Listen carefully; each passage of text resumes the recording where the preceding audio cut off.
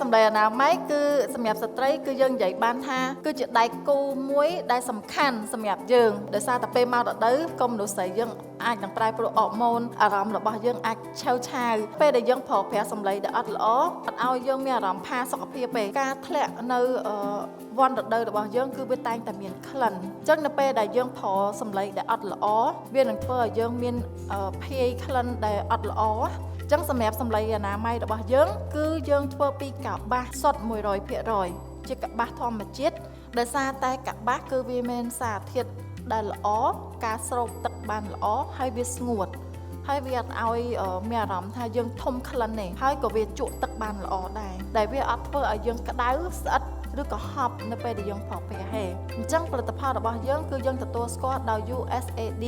ដែលគាត់ទទួលស្គាល់ថាផលិតផលរបស់យើងគឺជាផលិតផលធម្មជាតិដែលមិនប៉ះពាល់ដល់បរិស្ថាន